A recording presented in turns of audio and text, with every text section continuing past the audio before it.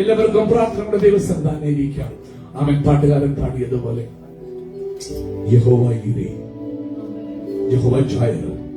ഇന്ന് പകൽക്കാലം ആരെനിക്ക് വേണ്ടി കരുതും, ആരെനിക്ക് വേണ്ടി വാതിൽ തുറന്നു, ആരെനിക്ക് വേണ്ടി കല്ലുരുട്ടി മാറ്റുമെന്നോർത്ത് ആരെങ്കിലും ഭാരപ്പെടുന്നു. Spirit of God says Jehovah Jireh.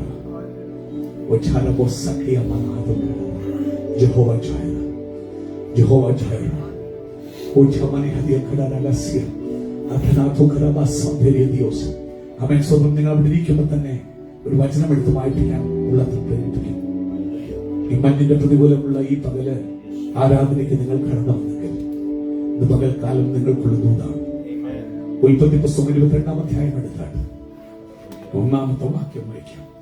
Book of Genesis. Amen. ഉൽപ്പത്തി പുസ്തകം 22-ാം അധ്യായത്തിന്റെ 1-ാമത്തെ വാക്യം നമുക്ക് വായിക്കാം. എഴുത്തവർ ദൈവം അബ്രഹാമിനെ പരീക്ഷിച്ചത് എങ്ങനെയാണ്? അബ്രഹാമേ എന്ന് വിളിച്ചതിന് ശ്രദ്ധിക്കണം. ദൈവം ടെസ്റ്റ് ചെയ്യുന്നൊരു ദൈവമാണ്. നിന്റെ കൂടെ നിങ്ങൾ നടക്കണം. Just telling the mystery of the word of God. തന്റെ ജനത്തെ ഓർത്തോളം അബ്രഹാം ആരാ? കൽദയുടെ പട്ടണമായ ഊരിൽ പാർക്കുമ്പോൾ ദൈവം എന്ത് ചെയ്തു? പ്രത്യക്ഷനായി. സ്തെഫാനോസ് പറയുമ്പോൾ കൽദയുടെ പട്ടണമായ ഊരിൽ പാർക്കുമ്പോൾ ദൈവം റിവീൽഡായി. ഉൽപ്പത്തി പുസ്തകത്തില് തേരഹാണ് ഇറങ്ങിത്തിരിച്ചതെന്ന് ബൈബിൾ പറയുന്നു. പക്ഷേ റിയലി ഹോളി സ്പിരിറ്റ് അപ്പോസ്തല പ്രവർത്തികൾ സ്തെഫാനോസ് പറയുമ്പോൾ ദൈവം അബ്രഹാമിന് പ്രത്യക്ഷനായി. ഉൽപ്പത്തി പുസ്തകത്തിൽ നമ്മൾ വായിക്കുമ്പോൾ എന്തുകൊണ്ടാണ് ചോദിച്ചു കഴിഞ്ഞാൽ പരിശുദ്ധാത്മ പഠിപ്പിച്ചത് കുടുംബത്തിൽ അപ്പൻ എന്നും വില കാണണം. എത്ര ദൈവമില്ലാത്ത അപ്പനാണ് കുടുംബത്തിലെ അപ്പൻ സ്ഥാനമാണ്. ബൈബിൾ എപ്പോഴും അങ്ങനെയാണ്. ബൈബിൾ ക്രമം കെട്ട വചനമല്ല, ക്രമമുള്ള വചനമാണ്. നീ കുടിയനാണേലും എന്താണേലും അപ്പനെ വീട്ടിൽ എന്ത് ചെയ്യണം? തേരഹ ദൈവത്തെ അറിഞ്ഞവനല്ല, തേരഹ വിഗ്രഹം ഉണ്ടാക്കുന്ന മനുഷ്യൻ. ഉൽപ്പത്തി പുസ്തകത്തിൽ പറയുമ്പോ പറയുക തേരഹ ഇറങ്ങി പുറപ്പെട്ടു. അബ്രഹാം ഇറങ്ങി പുറപ്പെട്ടു എന്നല്ല ഉൽപ്പത്തി പുസ്തകത്തിൽ പറയുന്നത്. എന്നാൽ സ്തെഫാനോസിനെ കല്ലെറിയാൻ എല്ലാവരും വട്ടം കൂടി വന്ന് അവനോട് ആർഗ്യൂ ചെയ്യുന്ന സമയത്ത് സ്തെഫാനോസ് അപ്പോസ്തല പ്രവൃത്തി 7-ാം അധ്യായത്തിൽ പറഞ്ഞു, കൽദയുടെ പട്ടണമായ ഊരിൽ വെച്ച് ദൈവം അബ്രഹാമിന് പ്രത്യക്ഷനായി. ഞാൻ നിന്നെ കാണിപ്പന്തിക്കുന്ന നോക്കണം. ആ വെളിപ്പാടുണ്ടായപ്പോൾ നാട് വിട്ടു, വീട് വിട്ടു, നാമധേയ. When God reveals you the truth, you shall act. ദൈവം നിനക്ക് സത്യം വെളിപ്പെടുത്തുമ്പോൾ പിന്നെ അള്ളിപ്പിടിച്ച പഴയനാഥ് നീ കിടക്കല. You shall act. Now God has divine plan for you. നിന്നെക്കുറിച്ച് വലിയ പദ്ധതിയാ ദൈവത്തിന്. അയ്യോ, എന്റെ വീട്ടുകാരുണ്ട്, എന്റെ സ്വന്തക്കാരുണ്ട്, എങ്ങനെയാ നീ അവിടെ കടന്നാൽ എന്നും അവിടെ കിടക്കും. അബ്രഹാം പറഞ്ഞു, ദൈവം പറഞ്ഞു, നിന്റെ ചാർച്ചക്കാരെ, നിന്റെ പിതൃഭവനത്തെയും നിന്റെ ദേശത്തെയും വിട്ട്. പരിശുദ്ധൻ പറഞ്ഞു, when you leave certain things, നീ വിടേണ്ടതിനെ ചെന്ന് വിടുമ്പോ ദൈവം നിനക്ക് വേണ്ടി ഒരു കനാൻ ഒരുക്കും. There is a land of Canaan. നോക്കണം. അങ്ങനെ കനാൻ നാട്ടിൽ വന്ന് ദൈവത്തെ സേവിക്കുന്ന അബ്രഹാമിനെയാണ് ആര് പരീക്ഷിച്ചത്? ദൈവമക്കളെ പരീക്ഷിക്കുമോ?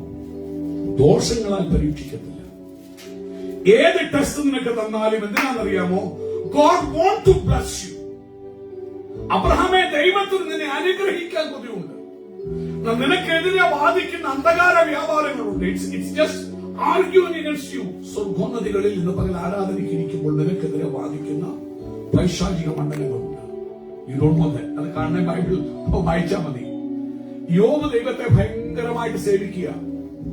ദൈവസന്നിധിയിൽ ആര് പോയി? സേറ്റൻ. ഇന്നും ഈ മൊമെന്റും ദൈവസന്നിധിയിലേക്ക് ആർക്കാർ ആക്സസ് ഉണ്ട് നിങ്ങൾക്ക് അറിയാമോ? പിശാചിനുണ്ട്. നിങ്ങൾ ഈ പ്രസംഗം കേൾക്കുന്ന പോലെ ഒന്നല്ല. He has. ദൈവത്തന്മാരിരുന്നു, സാത്താനും അവിടെ അല്ലേ? ശ്രദ്ധിച്ചു. അപ്പോൾ എനിക്കുള്ള ആനന്ദം ഇതാ. ദൈവം ചോദിച്ചു, നീ എവിടെ നിന്ന് വരുന്നു? പുള്ളി ഡയറക്റ്റ് ആയിട്ടൊന്നും ഉത്തരം പറയത്തില്ല. ഇന്നത്തെ ചില വിശ്വാസികൾ നേരെ വാ നേരെ വന്ന് പറയത്തില്ല.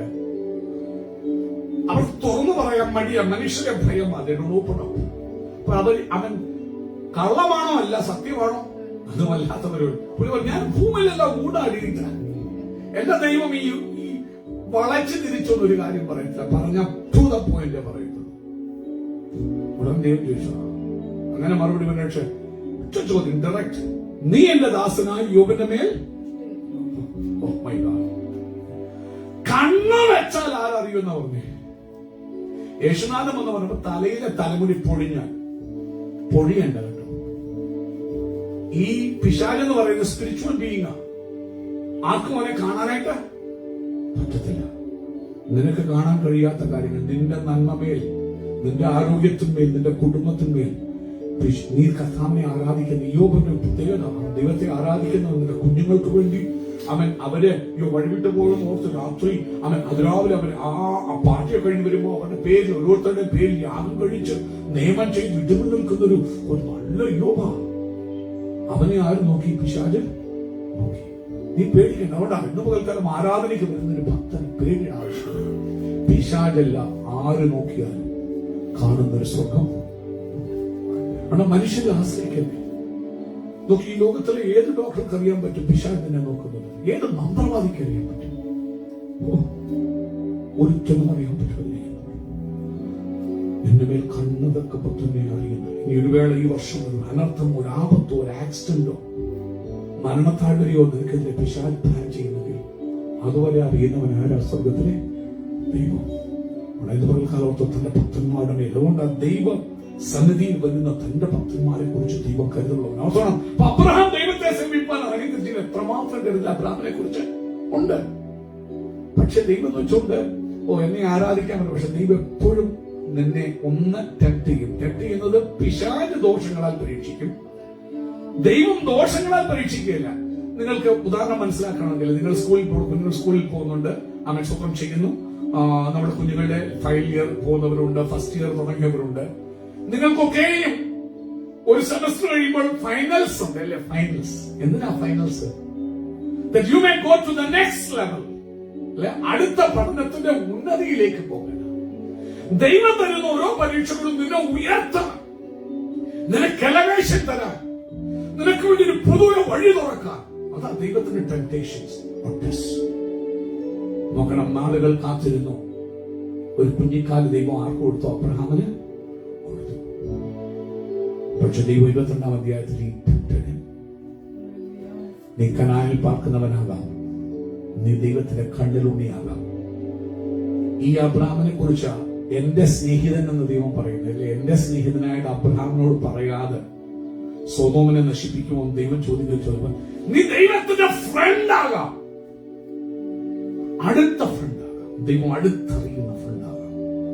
എന്നാൽ നിന്നെയും അവന് ദൈവം ടെംപ്റ്റ് ചെയ്യും. നോക്കുന്നത് ലോകമനുഷ്യനുമായി നീയുമായി ഒരു വ്യത്യാസമുണ്ട്.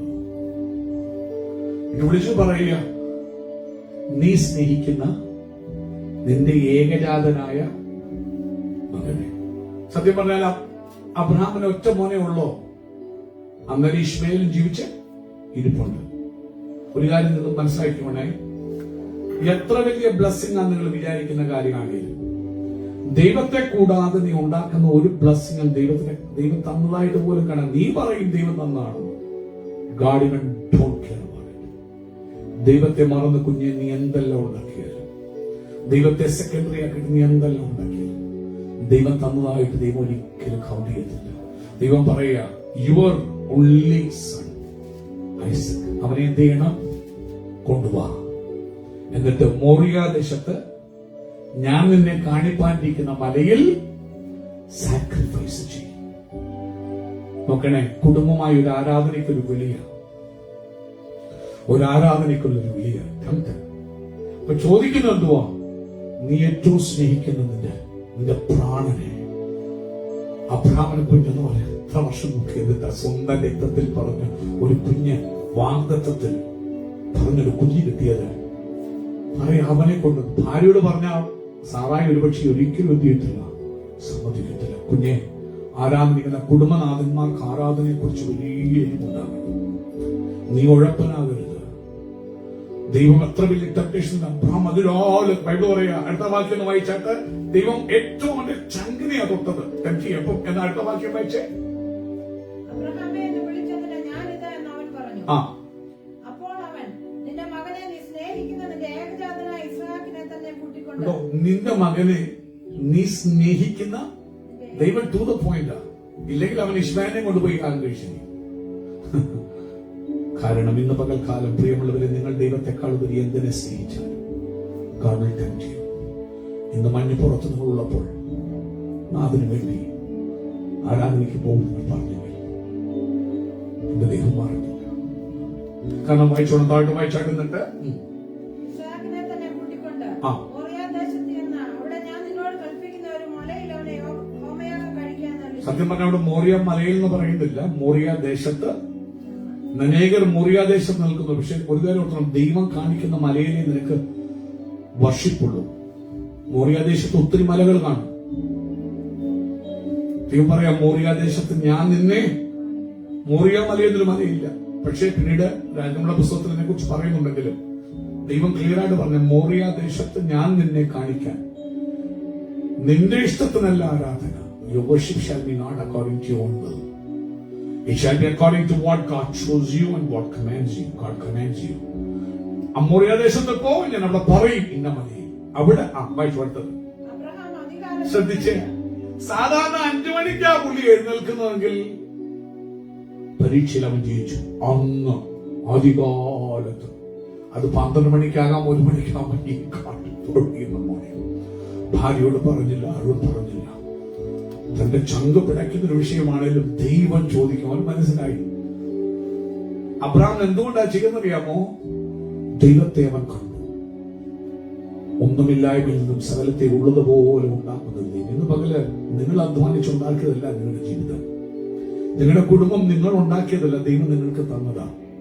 നിങ്ങളുടെ ആരോഗ്യം, നിങ്ങളുടെ പ്രൊഫഷൻ നിങ്ങൾ ഉണ്ടാക്കിയെടുത്തതല്ല, ദൈവം നിങ്ങൾക്ക് തന്നതാണ്. ഇന്ന് പകൽ ദൈവത്തെക്കാൾ ഉപരി പ്രൊഫഷനെ സ്നേഹിക്കുന്നു. ദൈവവും ഈ ലോകവും നിന്റെ മുമ്പ് വരുമ്പോൾ നീ ഏത് ചൂസ് ചെയ്യും? അതിന്റെ സ്വന്തം കുഞ്ഞുങ്ങളാണ്, ദൈവം തന്നതാണ്. അബ്രഹാം അതിരാട് എഴുന്നേറ്റു, ഒരുങ്ങി. എന്നിട്ട് വായിച്ചു അടുത്തത്. അബ്രഹാം അതികാലത്ത് എഴുന്നേറ്റ് കഴുതയ്ക്ക് കോപ്പിട്ട് കെട്ടി ബാല്യക്കാരിൽ 2 പേരെയും തന്റെ മകൻ ഇസ്ഹാക്കിനെയും കൂട്ടി ഹോമയാഗത്തിന് വിറക് കീറി എടുത്തുകൊണ്ട് പുറപ്പെട്ടു. ദൈവം തന്നോട് കൽപ്പിച്ച സ്ഥലത്തേക്ക് പോയി. 3-ാം ദിവസം അബ്രഹാം നോക്കി ദൂരത്ത് നിന്ന് ആ സ്ഥലം കണ്ടു.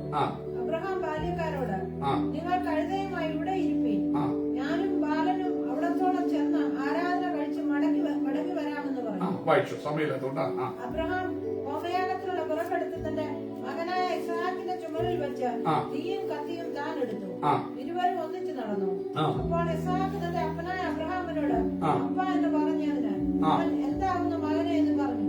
തീയും വിറകുമുണ്ട്, എന്നാൽ ഹോമയാഗത്തിന് ആട്ടിൻകുട്ടി എവിടെ എന്ന് അവൻ ചോദിച്ചു. ദൈവം തനിക്ക് ഹോമയാഗത്തിന് ഒരു ആട്ടിൻകുട്ടിയെ നോക്കിക്കൊള്ളും മകനെ എന്ന് അബ്രഹാം പറഞ്ഞു. അങ്ങനെ അവർ ഇരുവരും ഒരുമിച്ച് നടന്നു. ദൈവം കൽപ്പിച്ചിരുന്ന സ്ഥലത്ത് അവർ എത്തി.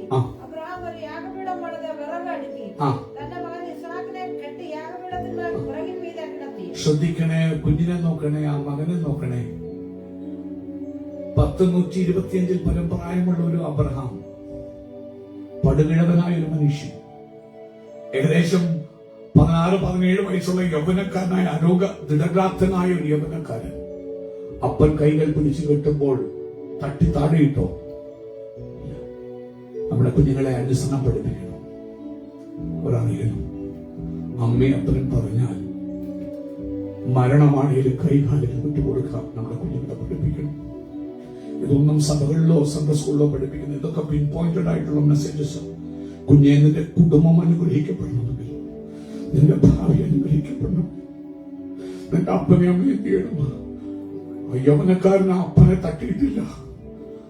ദൈവമാരെന്ന് അവനറിയാം, ആരാധന എന്തെന്നറിയാം, അപ്പന്റെ അധികാരം എന്തെന്നറിയാം. ദൈവമക്കൾ വളർച്ച എന്ന് പറയുമ്പോൾ ഓർക്കണം, you should know how you shall behave. That is spiritual growth. നീ എത്ര അരോഗ്യതകൾ സഭയിലാണെങ്കിലും ഒരു ദേവദാസന് അധികാരം എന്തെന്നും, ഒരു ദേവദാസൻ അധികാരത്തോടുന്ന കാര്യം പറയുമ്പോൾ എല്ലാ ദിവസവും അതെനിക്ക് പറയാൻ പറ്റുന്നില്ല. കാരണം അവൻ ശുശ്രൂഷ കൊണ്ട് ജീവിക്കാനിരിക്കുന്ന ഒത്തിരി പേരുണ്ട്. എന്നാൽ ഒരു ബിലീവറിന്റെ ഗ്രൂത്ത്, അവൻ ക്രിസ്തുവിൽ ശക്തനാവണമെന്ന് ആഗ്രഹിക്കുന്ന ഒരു ഭക്തൻ ഷുഡബലകട അവനും അധികാരത്തെയും കൊടുക്കണം. അവൻ നീ ബഹുമാനിക്കണം. അവൻ എങ്ങനെ റെസ്പോണ്ട് ചെയ്യണമെന്ന് നീ വായിച്ചു എടുത്തിട്ട് വായിച്ചു. പിന്നെ അബ്രഹാം കൈ നീട്ടി തന്റെ മകനെ അറുക്കേണ്ടതിന് കത്തിയെടുത്തു. ഉടനെ യഹോവയുടെ ദൂതൻ ആകാശത്തിൽ നിന്ന് അബ്രഹാമേ അബ്രഹാമേ എന്ന് വിളിച്ചു. ഞാനിതാ എന്ന് അവൻ പറഞ്ഞു. ബാലന്റെ മേൽ കൈവെക്കരുത്, അവനോടൊന്നും ചെയ്യരുത്. നിന്റെ ഏകജാതനായ മകനെ തരുവാൻ നീ മടിക്കായോ? നീ പ്രതിസന്ധിയില്ല ഒഴിവൊഴിവ് പറഞ്ഞ് മാറി ആരാധനയ്ക്ക് വരാതെ, ദൈവത്തെ തള്ളി പറഞ്ഞു പോകാതെ, നിന്റെ ആ വലിയ ടെസ്റ്റിൽ, ആ വലിയ പെയിനില്, ആ വലിയ അവൻ പെർസിക്യൂഷനില് നീ എന്നെ തിരഞ്ഞ് വന്നതുകൊണ്ട്, നീ എന്നെ ആരാധിപ്പാൻ വന്നതുകൊണ്ട് വായിച്ചു. നീ ദൈവത്തെ ഭയപ്പെടുന്നുവെന്ന് ഞാൻ ഇപ്പോൾ അറിയുന്നു. വായിച്ചു. അടുത്തത് അടുത്തത്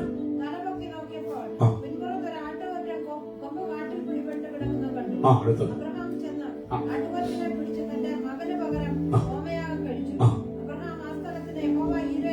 ശ്രദ്ധിക്കണം. അബ്രഹാം ആ സ്ഥലത്തിന് എന്തോ പേരിട്ടു? യഹോവ ഈരെ എന്ന് പേരിട്ടു. അടുത്ത വാക്യം അതാക്കി. യഹോവയുടെ പർവ്വതത്തിൽ ആർ പ്രത്യക്ഷനാകും? വിശുദ്ധ. അതുകൊണ്ട് ഫെലോഷിപ്പ്, ആരാധന ഇസ് ഇമ്പോർട്ടന്റ്. ഇടക്കൂട്ടങ്ങൾ, പ്രാർത്ഥനകൾ ഇമ്പോർട്ടന്റ്.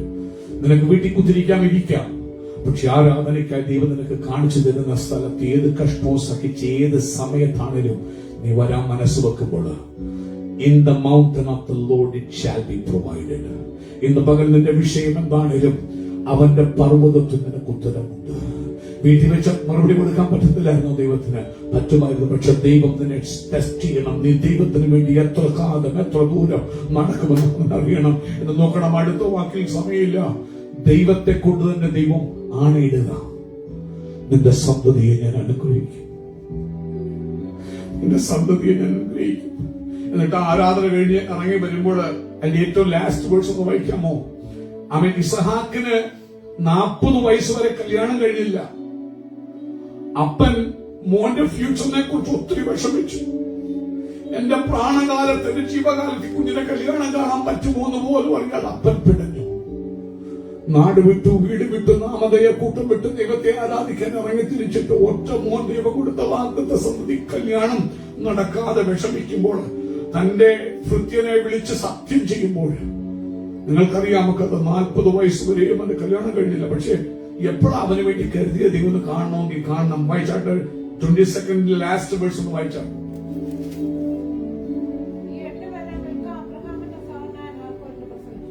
ഈ മക്കളെ അബ്രഹാം അവന് കിട്ടുക, വാർത്ത കിട്ടുകയാണ്. അവൻ സ്വപ്നം ചെയ്യുന്നു, ഇന്ന ആൾക്കാർ ജനിച്ചുവെന്ന്. വായിച്ചു. അതിന്റെ മുകളിലെ വാക്യം വായിച്ചു.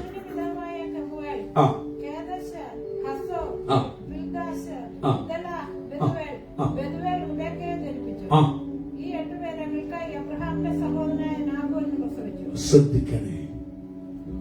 അബ്രഹാം അറിയുമ്പോൾ എന്നാണ് തന്റെ സന്തതിക്ക് വേണ്ടിയുള്ള ഭാവിയെ ദൈവം നിർണയിച്ചെന്നറിയാമോ? അയ്യോടെ പർവ്വതത്തിൽ ആരാധനയ്ക്ക് വന്ന സമയം തന്നെ. 22 അധ്യായത്തിന്റെ ലാസ്റ്റിലാണ് ആരെക്കുറിച്ച് പറയുന്നത്? റിബേക്കയെ കുറിച്ച് പറയുന്നു. ശ്രദ്ധിക്കണം. In the mountain of the Lord. നിന്റെ തലമുറയെ കുറിച്ച് നീ ഭാരപ്പെടുന്നു. Come to worship. നീ ആരാധനയ്ക്ക് വാ. എവിടെ? കാണുന്ന എല്ലാ മലയിലുമല്ല. ദൈവത്തോട് ചോദിച്ചവേ അവൻ നിന്റെ സന്തതിക്ക് വേണ്ടി കരുതുന്നൊരു ദൈവം.